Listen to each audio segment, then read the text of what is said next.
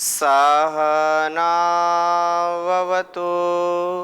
सहनौ भुनक्तु सह वीर्यं करवावहै तेजस्विनावधीतमस्तु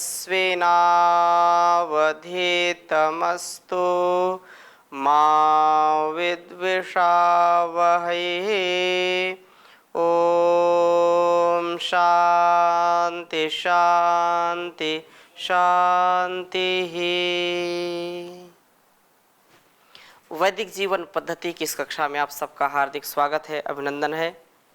बहुत ही सुंदर प्रकरण चल रहा है पितृयज्ञ का, और पितृयज्ञ को संपन्न करने वाली जो संतान है वह कैसी होनी चाहिए, इसके संदर्भ में अनेकों श्लोकों को हमने पढ़ा।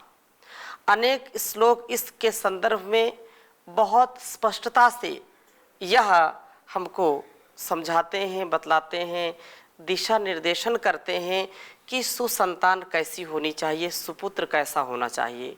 अपने माता पिता गुरु आचार्यों के मान को, सम्मान को सर्वदा बढ़ाने वाला, कुल खानदान की परंपरा को सर्वथा चहुं ओर यश कीर्ति दिलाने वाला ही संतान श्रेष्ठ होता है, ज्येष्ठ होता है।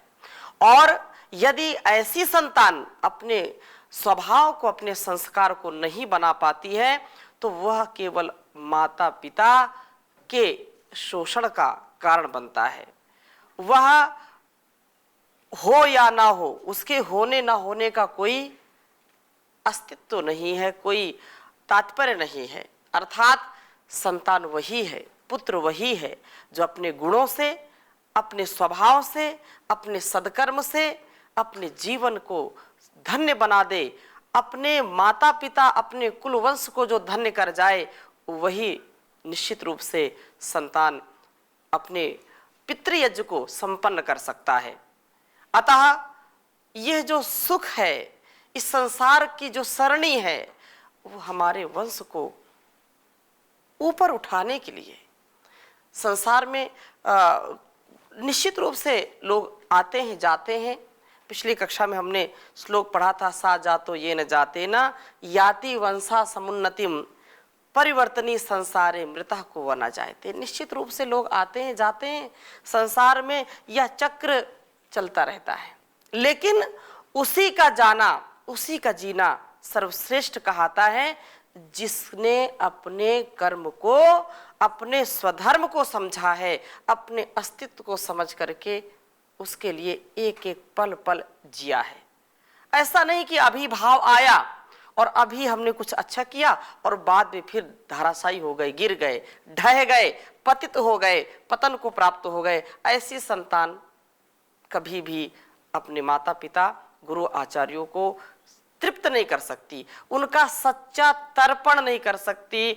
जो है ऐसी भावना जो भाव जिसमें ना हो तो भावना किस काम की है। जिस सेवा में श्रद्धा नहीं, वो श्राद्ध किस काम का। तो सच्चा श्राद्ध यदि हमको करना है, श्राद्ध का तात्पर्य यही है कि सच्ची श्रद्धा से हम अपने माता पिता गुरु आचार्य और जो बड़े बुजुर्ग हैं उनकी आज्ञा का पालन करें, उनके द्वारा दिए गए ज्ञान का आधान अपने स्वभाव में करें, तो निश्चित रूप से हमारा जीवन अच्छा बन जाएगा और यह संसार भी अच्छा बनेगा। पिछली कक्षा में हमने चर्चा की थी अंतिम श्लोक पिछली कक्षा का, पुण्य तीर्थे कृतम येन तपः क्वापि अति दुष्करम तस्य पुत्रो भवेद्वस्या समृद्धो धार्मिकः सुधी। कि जिस मनुष्य ने किसी पुण्य तीर्थ में अति कठिन तप किया हो और उसी का पुत्र आज्ञाकारी, धनवान, धर्मशील और पंडित होता है। अर्थात कहने का आशय यह है कि आज मैं किसी की संतान हूं, आज मैं किसी का पुत्र या पुत्री हूं, तो अपने माता पिता के गुणकर्म स्वभाव के कारण हूं और उनके निर्माण में, संतानों के निर्माण में या दिव्य संतान की प्राप्ति में माता पिता का बहुत बड़ा योगदान होता है। उनके स्वभाव, उनके जो है द्वारा की गई तपस्या, तपस्या क्या है कि अपने ध्येय पथ से कभी गिरना नहीं, अपनी मर्यादा से कभी विमुख नहीं होना।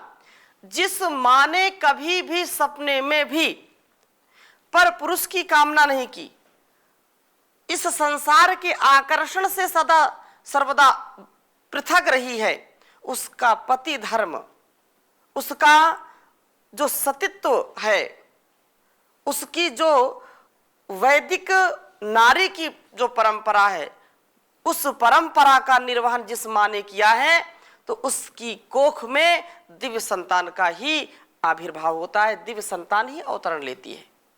और वो तप करती है, 9 माह तप करती है, और फिर जब जन्म होता है शिशु का, तो उसके भरण पोषण में, उसको पुष्पित पल्लवित करने में अपने सारे सुखों की तिलांजलि दे देती है। सबसे पहला सर्वोपरि जो सुख है संतान का सुख है।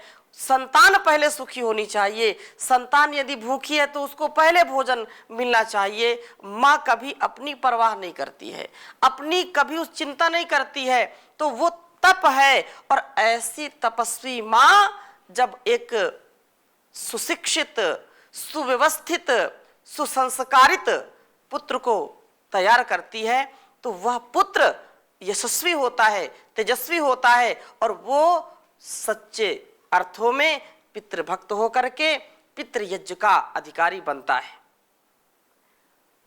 जो इसमें श्लोक में कहा तस्य पुत्रो भवेद वश्यः, उस वश में होता है जो माता पिता की आज्ञा को कभी उसका तिरस्कार नहीं करता है, वो पुत्र वश्य कहलाता है, अर्थात माता पिता के वश में होता है। आज की जो परिस्थिति है, जैसे ही बच्चा बड़ा होता है और विवाह हो गया, तो वो तुरंत अपना चूल्हा अलग कर लेता है। ये कैसी शिक्षा है, कैसी ये सुव्यवस्था है, इसको कह नहीं सकते शिक्षा। जिस माँ ने अपने खून से सींचा हो, जिस पिता ने पसीने की एक एक बूंद अपने बच्चों के निर्माण में लगाया हो, और वो जब उनको हमारी आवश्यकता हो तब हम विवाह करके अलग हो जाएं, उनको वृद्धाश्रम में छोड़ जाएं, ये तो कितना निंदनीय, कितना दुखित वातावरण करने वाला विषय है। अतः हमको यदि माता पिता या पितृभक्त अपने को कहलाते हैं, पितृयज्ञ हम करते हैं, हम वैदिक कहलाते हैं, तो माता पिता का कभी दिल दुखाना नहीं चाहिए। और ये जो बात कही है, पुण्य तीर्थे कृतम येन, जिस माता पिता ने पूर्व जन्म में भी बहुत अच्छे कर्म किए हैं, इस जन्म में भी अच्छे कर्म किए हैं, तो उन्हीं की संतानें ऐसी ज्येष्ठ और श्रेष्ठ होती हैं। मैं चर्चा कर रहा था कि जिनके सुसंस्कारों से हमारा अस्तित्व है, आज हम शिष्य हैं या हम पुत्र हैं, तो कल हम किसी के गुरु भी बनेंगे, कल हम किसी के पिता बनेंगे, जो गृहस्थी है वो पिता बनेंगे।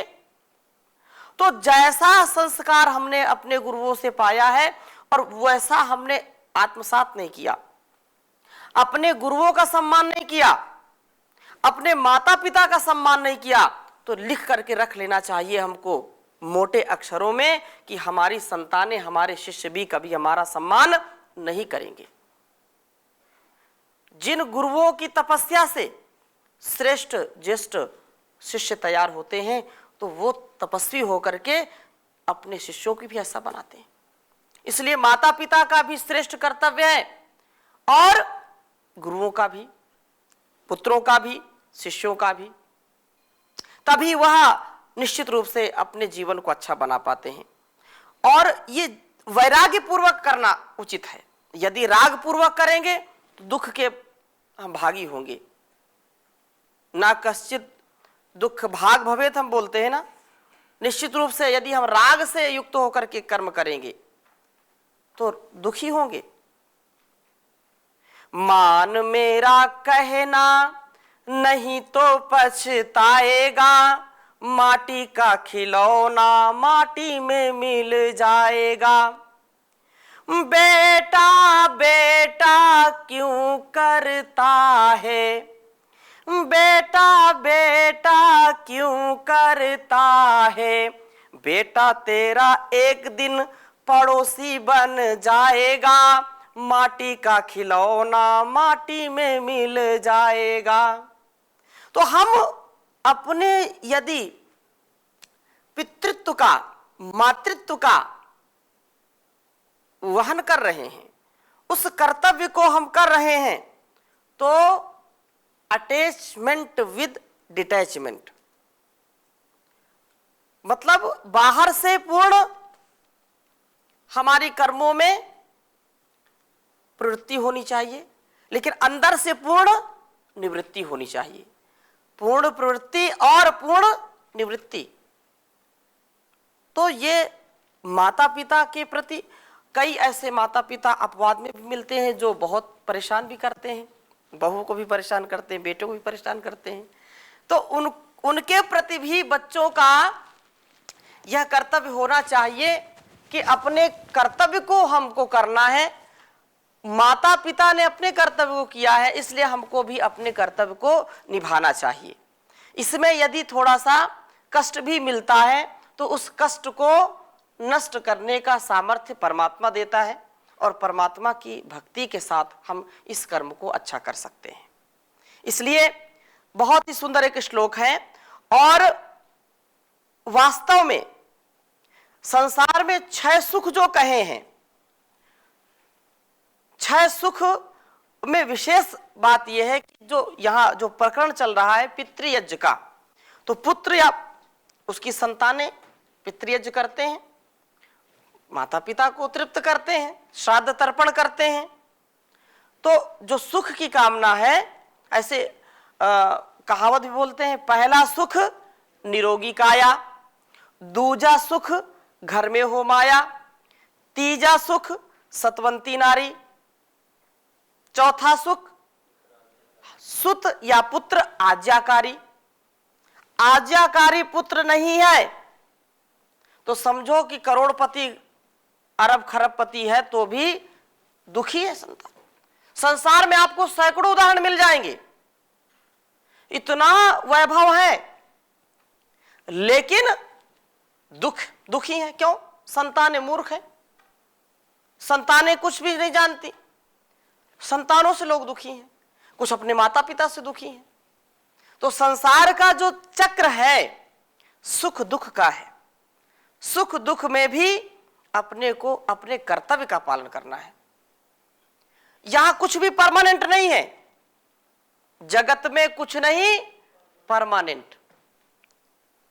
संसार का सुख यदि हमको खींचता है और हम खींचे जाते हैं तो कभी सुख नहीं मिल सकता, दुखी रहेंगे।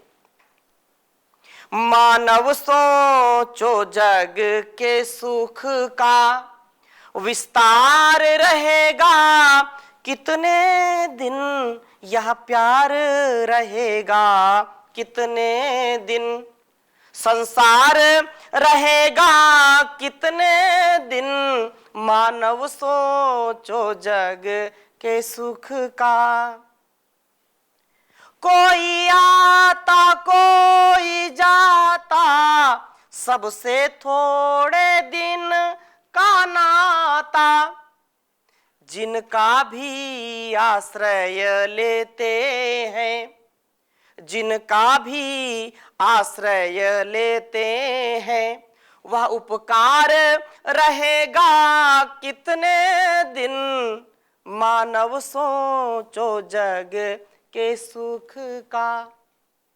चाहे पितु हो या माता हो, पत्नी हो या सुत भ्राता हो, चाहे पितु हो या माता हो, पत्नी हो या सुत भ्राता हो, जिनको अपना कहते उन पर अधिकार रहेगा, कितने दिन यह प्यार रहेगा, कितने दिन।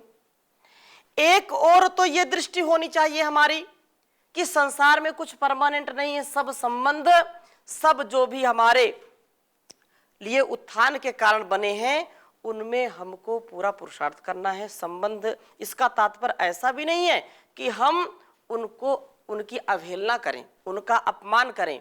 ये बिल्कुल, इसका मैं दोनों प्रकार से समझाने का प्रयास कर रहा हूं।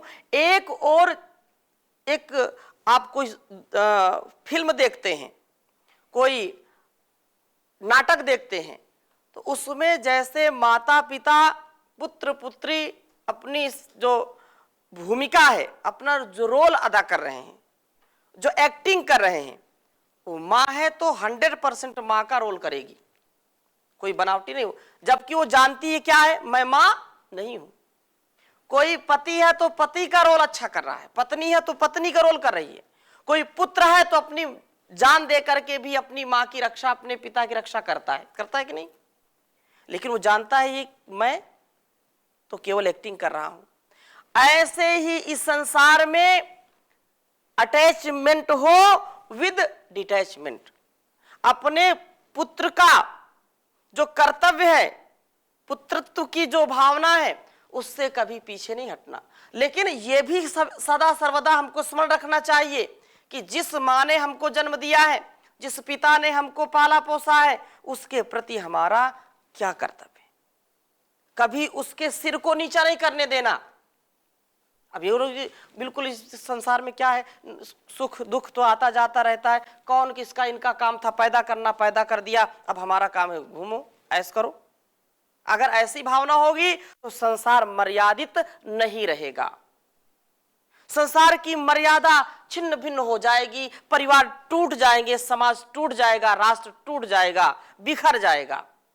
कोई संबंध तो हमको जोड़ करके रखता है, इसलिए संबंधों को जोड़ने का काम करना है, तोड़ने का नहीं। लेकिन संबंधों में राग नहीं रखना, ये ज्ञानपूर्वक विवेक पूर्वक अपने व्यवहार को रखना है। अपनी पिता की, अपनी माता की आज्ञा का पालन करना है। लेकिन जो है अविद्या पूर्वक है, अज्ञान पूर्वक है, जो आज्ञाएं, उनका कैसे अपने को निर्वहन करना है, यह भी विवेक पूर्वक हमको सोचना चाहिए। बहुत सुंदर श्लोक है ये, जो सुख की बात बताई है, मैं आपके समक्ष इसको लिख रहा हूं और इसको स्मरण भी कर लेना चाहिए आपको। अर्थागमो नित्यम आरोगिताचा, नित्यम आरोगिताचा।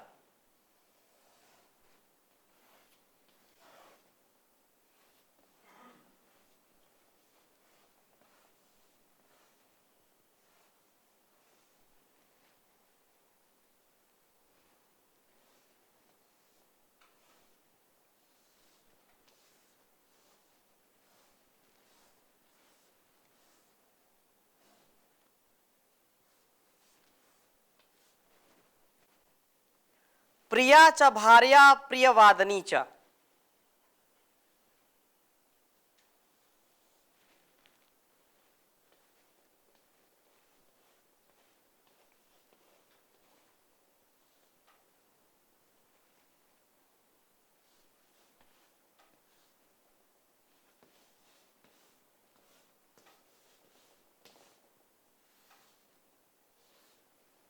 प्रिया च भार्या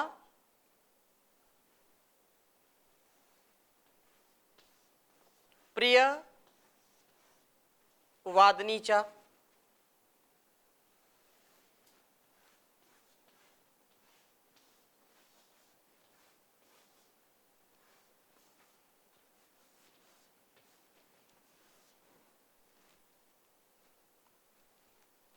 वश्यश्च पुत्रो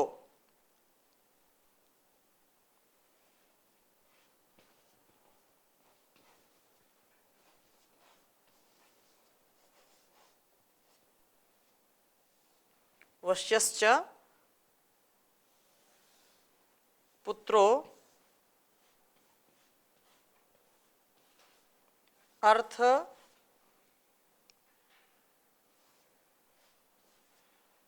करी च विद्या।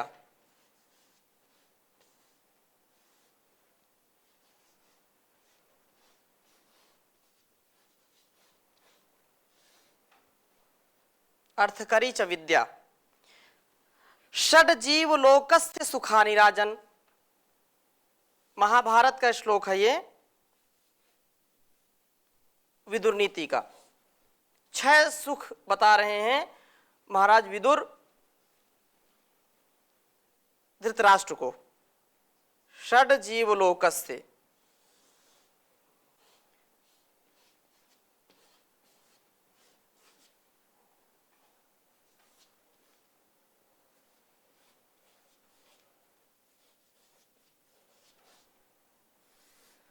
षड जीवलोकस्य सुखानि राजन्।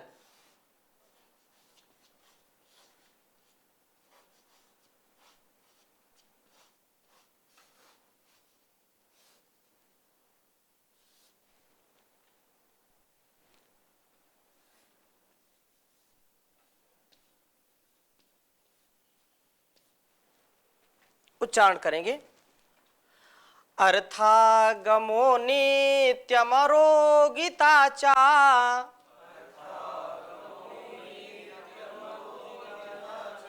प्रिया च भार्या प्रियवादिनी च,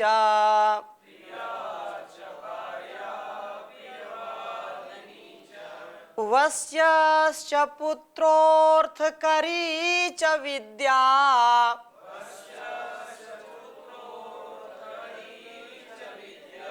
षड जीवलोकस्य सुखानि राजन्।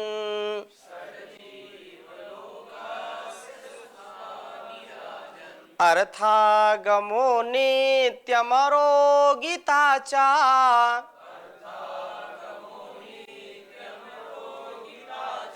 प्रिया च भार्या प्रियवादिनी च,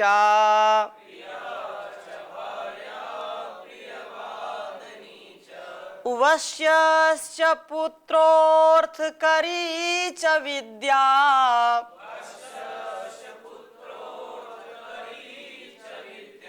षड जीवलोकस्य सुखानि राजन्।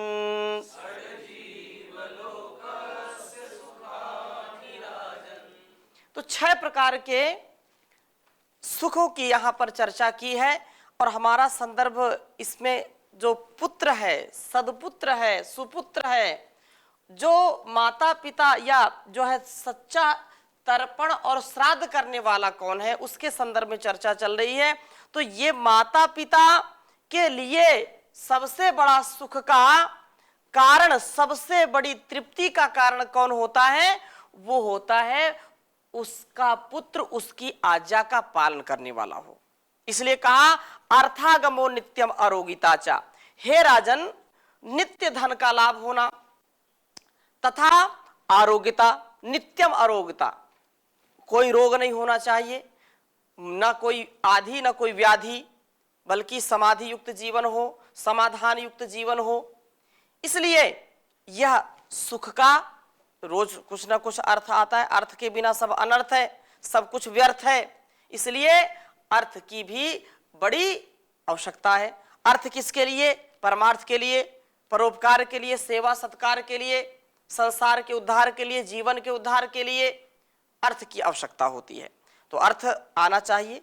वयम श्याम पतयोरयिणाम, हे परमपिता परमेश्वर, हम धन और ऐश्वर्यों के स्वामी होवें, कोई गरीब बन करके, बुजदिल बन करके, कायर कमजोर बन करके हमारा जीवन हो, ऐसा हम कभी भी विचार न करें। ये वैदिक परंपरा नहीं है। इसलिए अर्थागमो, नित्य धन का लाभ होना चाहिए, आरोग्यता और प्रियतमा, जो पत्नी हो या पति हो, पति भी हो तो प्रियतम हो और पत्नी भी हो तो प्रियतमा हो। और कैसी? मधुर भाषणी होनी चाहिए, ये भी सुख है। पत्नी हो या पति हो, अगर प्रेम पूर्वक व्यवहार है दोनों का तो सुख का कारण बनता है, प्रेम पूर्वक व्यवहार नहीं तो दुख का कारण बनता है। और अगली बात क्या कही? वश्यश्च पुत्रो, इसकी हम संदर्भ में यहां चर्चा कर रहे हैं। वश्यश्च पुत्रो, जिसका पुत्र आज्ञाकारी है, आज्ञाकारी पुत्र है, वह सबसे बड़ा सुख है। धन कितना आता है, हमारा परिवार छोटा है बड़ा है, संपन्न है विपन्न है, इससे कोई लेना देना नहीं है। लेकिन पुत्र कैसा होना चाहिए? आज्ञाकारी, आज्ञाकारी पुत्र हो। और हमारा ये भारतवर्ष ऐसे आज्ञाकारी पुत्रों से जो है उनके इतिहासों से भरा पड़ा है। एक एक यदि हम चर्चा करें तो बहुत जो है ये विस्तृत हो जाएगा। चाहे भगवान श्री रामचंद्र जी की बात करें, योगेश्वर कृष्ण की बात करें, महर्षि दयानंद जी की बात करें, जितने भी ऋषियों ने जन्म लिया है इस धरा पर, और आधुनिक हो और अर्वाचीन हो चाहे प्राचीन काल हो, जो भी महापुरुष हुए हैं अपने माता पिता की आज्ञा का सर्वदा उन्होंने मान किया है, कभी तिरस्कार नहीं किया है, कभी उसका जो है उस अहंकार में उनको उनकी आज्ञा को तोड़ा नहीं है, मर्यादा को तोड़ा नहीं है। तो ये कहा वश्यस्य पुत्रो अर्थ करी च विद्या, और ऐसी विद्या जो धन का लाभ कराने वाली है, ऐसी विद्या नहीं जो धन का नाश करा दे। विद्या तो वही है जो हमारे लिए हर प्रकार से कल्याणकारी हो। और यह निश्चित रूप से हमको जान लेना चाहिए कि संसार में षड जीवलोकस्ते, इस संसार में, इस जीवलोक में 6 सुख है राजन, और ये 6 सुख जहां नहीं है वहां दुख ही दुख है। इसलिए अपने जीवन को हम सुखमय बनाएं और उसके लिए हम सब पुरुषार्थ करें। तो आज की कक्षा को इन्हीं शुभ संकल्पों के साथ, शुभकामनाओं के साथ यहीं पर विराम करते हैं। शेष चर्चा अगली कक्षा पे करेंगे। ओम शांति शांति शांति।